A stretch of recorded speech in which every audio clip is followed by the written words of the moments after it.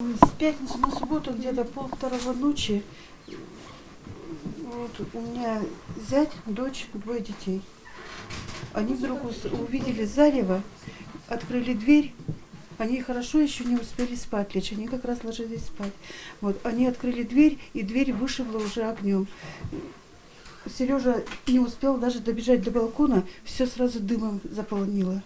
Дочь у меня схватила ребенка и упала сразу же. А мальчик у нас до сих пор не может оклематься. Его уже пожарные вынесли в бессознательном состоянии. Он так и не проснулся. А сколько лет?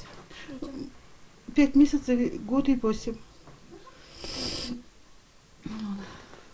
Выносили их всех через балкон. Дети лежат в ДРБ. Дочь лежит в вежливой больнице с ожогами.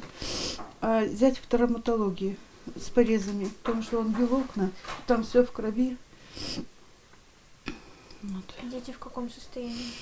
Вот, Лизонька 5 месяцев, она вроде бы ничего, а вот малыш, 2 год и 8, которому Саша, он в плохом состоянии. Реанимация? С реанимации спустили в общее отделение, но он не может встать на ноги, никого не признает, у него испуг в глазах, он ничего не понимает. А получается, огонь, возгорание было прямо под дверями квартиры? Да, да. Как сказали, что сделали костер и поставили сверху коляску. И дверь загорелась, остался один каркас. И коляска ваша или? И коляска наша. У малыша была. Это вот уже все сдулось. Огонь уже... Хорошо, что ничего не загорелось. А если бы загорелось, пошло бы по обоям, и они бы даже, наверное, на балкон не смогли выйти.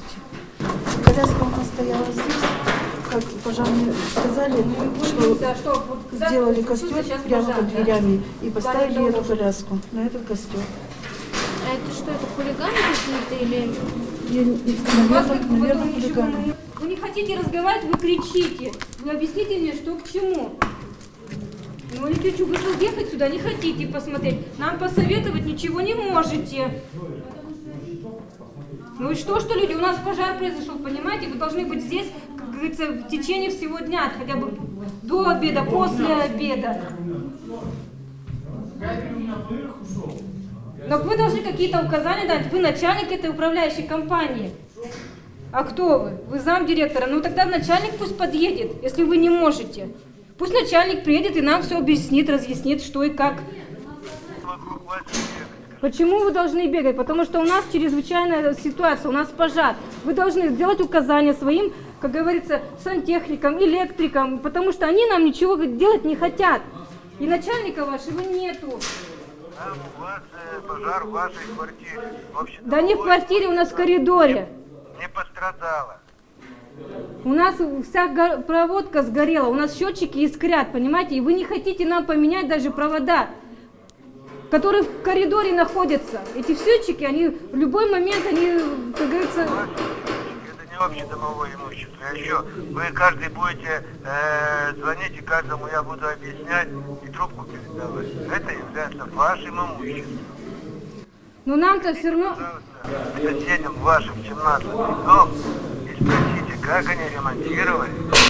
Почему мы должны бегать какие-то раз в соседнее общежитие и узнавать? Вы должны нам приехать и сказать, что конкретно мы можем сделать и что конкретно входит в ваши... Делать не можем. В квартирах мы ремонт не... Да не в квартирах, у нас в коридоре проводка менять, у нас нет света, у нас дети... Я вам уже 3-й раз говорю, это ваша коммунальная квартира. Даже если мы... Должны делать сами, на свой счет. Ну ясно. В общем, вашего начальства, как говорится, сегодня не дождаться, никто не приедет, да? Понятно. До свидания. В общем, не хотят они ничего делать, не хотят ничего. А чем они это объясняют? Ну вот он говорит, что это считается ваше общедомовое имущество. Что вы делаете за свой счет, и даже нам никто эти расходы нам не покроет никто. Получается, вот что они сделали. Они нам провели просто один провод, который, чтобы лишь бы он у нас был. И то, там провода у нас, видите, посмотрите. Вот эти провода у нас все старые, они даже их не поменяли. У нас вот здесь плавился, здесь у нас все искрит. И они сказали, что мы менять это не будем, что у них нету материала, что это все за наш счет. И вот сейчас, говорю, мы с ними ругаемся, они говорят, что у нас ничего, никаких материалов нет, что нам ничего не дали. Это получается, мы, говорю, как дети по земле ходим уже 3 сутки.